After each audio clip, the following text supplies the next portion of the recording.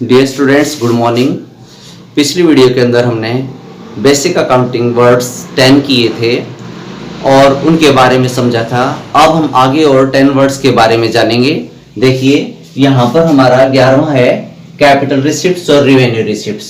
Capital receipts पूंजीगत प्राप्ति, जब किन स्थायी संपत्तियों को बेचने से, उनका विक्रय करने से हमारे पास पैसा आता है तो वो कैपिटल रिसिप्ट्स कहलाता है। दूसरा रिवेन्यू रिसिप्ट्स, जब हम माल को बेचते हैं, सामान को बेचते हैं, जो पैसा हमें मिलता है वो क्या कहलाएगा? रिवेन्यू।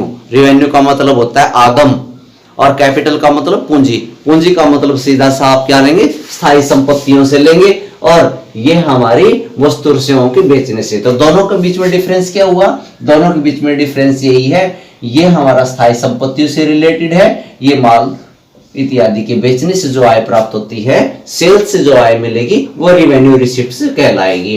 अगला है हमारे पास एक्सपेंडिचर। एक्सपेंडिचर खर्चा होता है वस्तु को उत्पादन करने में, वस्तुओं को खरीदने में जो पैसा खर्च किया जाता है वो एक्सपेंडिचर कहलाता है। यहाँ पर कैपिटल एक्सपेंडिचर, रिवेन्यू एक्सपेंडिचर और डेफर्ड रिवेन्यू एक्सपेंडिचर, ये 3 प्रकार के खर्चे दिए हैं। कैपिटल एक्सपेंडिचर किसे कहते हैं? जब स्थायी संपत्तियों को खरीदने के लिए पैसा खर्च किया जाता है तो कैपिटल एक्सपेंडिचर कहलाता है। रिवेन्यू एक्सपेंडिचर, जब हम ऐसा खर्चा करते हैं जिससे भविष्य में आय होगी तो वो क्या कहलाएगा? रिवेन्यू एक्सपेंडिचर कहलाएगा। और डेफर्ड रिवेन्यू एक्सपेंडिचर, ऐसा खर्चा जो लंबे समय तक, आज किया हुआ खर्चा लंबे समय तक हमें इनकम देता रहता है, वो डेफर्ड रिवेन्यू एक्सपेंडिचर कहलाता है। इसका एग्जांपल है एडवर्टाइजमेंट यानी विज्ञापन। आज हम विज्ञापन पर पैसा खर्च करते हैं तो विज्ञापन से आने वाले समय के अंदर काफी लंबे समय तक लाभ होता है बिजनेस को, ये डेफर्ड रिवेन्यू एक्सपेंडिचर कहलाता है। अगला मेरे पास वर्ड है 13 इन एक्सपेंसेस। एक्सपेंसेस क्या होते हैं? खर्चे क्या होते हैं? जैसे किसी व्यवसाय को चलाने के लिए हमें कुछ खर्चे करने पड़ते हैं, वो यहाँ पर जैसे कमीशन देना, किसी को किसी माल को बेचने के लिए जो खर्चे किए जाते हैं वो भी इसी के अंदर शामिल किए जाते हैं। तो एक्सपेंसेस वह कहलाते हैं। एक्सपेंसेस और एक्सपेंडिचर दोनों में डिफरेंस है। इसमें वह छोटे मोटे वह शामिल किए जाते हैं, जबकि यहाँ पर कैपिटल एक्सपेंडिचर, रिवेन्यू एक्सपेंडिचर और डेफर्ड रिवेन्यू एक्सपेंडिचर जैसे वर्डों का इस्तेमाल किया गया है। अगला मेरे पास है आय। आय यानी इनकम। इनकम क्या होती है? इनकम वही, अगर हम कोई माल बेचते हैं तो हमारे पास पैसा आता है, प्रॉफिट से हमारे पास पैसा आया, लाभ से पैसा आया, तो ये सारी चीजें इनकम कहलाएंगी, इसको आय बोलेंगे। ठीक है। अगला वर्ड है मेरे पास सेल्स। 15 सेल्स किसे कहते हैं? सेल्स विक्रय को बोलते हैं। विक्रय बेचना, जब हम अपना माल किसी दूसरी कंपनी को, दूसरे व्यवसाय के अंदर बेचते हैं तो वो क्या कहलाता है? वो सेल्स कहलाता है। सेल्स को हिंदी में विक्रय बोला जाता है। विक्रय का मतलब बेचना।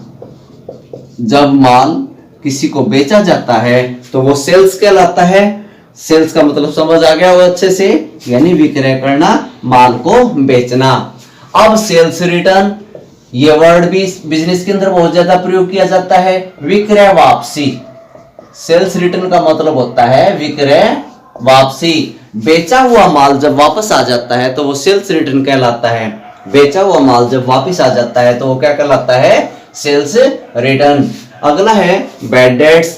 बैड डेट्स किसे बोलते हैं? बैड डेट्स डूबत ऋण।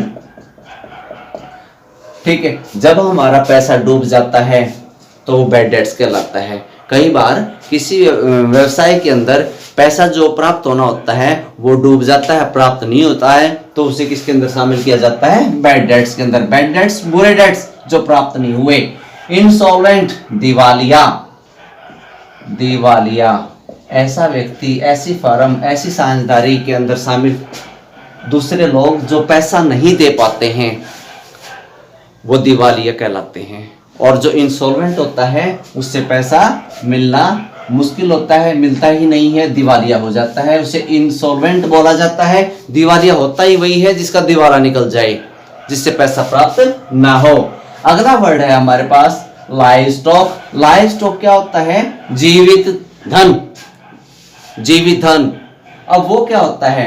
Live stock. जैसे हमारे पास घोड़ा हो गया बिजनेस के अंदर, लाइव स्टॉक कहलाएगा। तो जो जीवित स्टॉक होता है, माल होता है, वो लाइव स्टॉक कहलाता है। अगला मेरे पास वर्ड है इन्वेस्टमेंट। इन्वेस्टमेंट क्या होता है? इन्वेस्टमेंट विनियोग। इन्वेस्टमेंट क्या होता है? इन्वेस्टमेंट विनियोग होता है। जब पैसा लाभ कमाने के उद्देश्य से कहीं पर लगाया जाता है, वो इन्वेस्टमेंट कहलाता है। जैसे पूंजी लगाकर कोई बिजनेस आरंभ किया तो इन्वेस्टमेंट कहलाएगा। इन्वेस्टमेंट का मतलब विनियोग करना कहलाएगा। तो डियर स्टूडेंट्स, इस प्रकार से इसमें हमने 10 वर्ड्स को और सीखा। अगर इनमें कोई प्रॉब्लम रहे तो फिर बताना, कमेंट सेक्शन में जाके कमेंट करना, आपको रिप्लाई जरूर मिलेगा। Thank you.